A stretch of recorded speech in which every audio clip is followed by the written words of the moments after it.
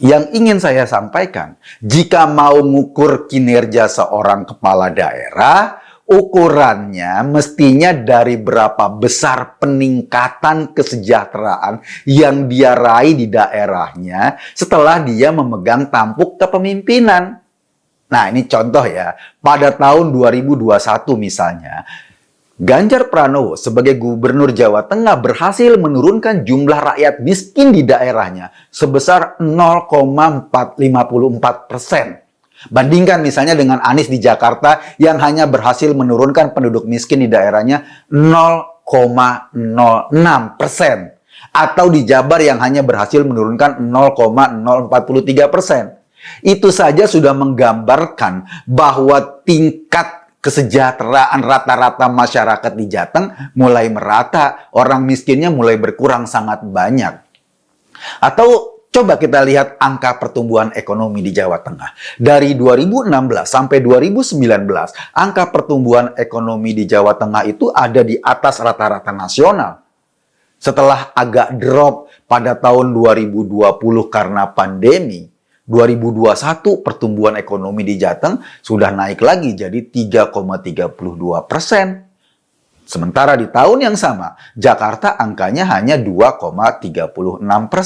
Sebetulnya, inti dari persoalan angka-angka ini begini.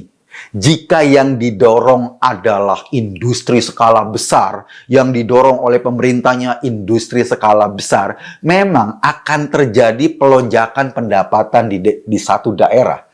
Tapi, kalau cuma itu, beresiko pada terjadinya kesenjangan pendapatan. Beda kalau pemerintahnya mendorong usaha-usaha skala kecil, pertanian, usaha-usaha mikro. Angka pendapatan per kapitanya mungkin nggak melonjak drastis, tetapi kesejahteraannya dinikmati oleh sebagian besar warganya. Saya ingin menggambarkan satu perbandingan saja soal kinerja gubernur Jawa Tengah dan DKI misalnya. Di Jakarta, gubernurnya gembar-gembor dengan program rumah DP 0%. Dijadikan program unggulan, diteriakkan di mana-mana. Berapa besar realisasinya program itu selama hampir 5 tahun ini?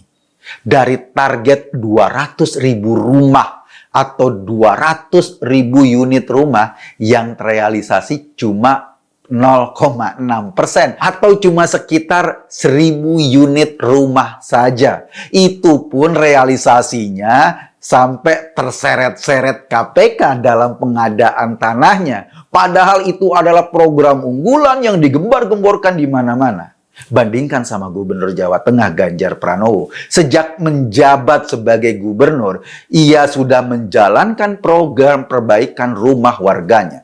Selama 8 tahun masa kepemimpinannya, lebih dari 1 juta unit rumah di Jateng yang sudah diperbaiki oleh Ganjar Pranowo. Tanpa gembar-gembor, tanpa ada urusan sama KPK, tanpa banyak cincong juga.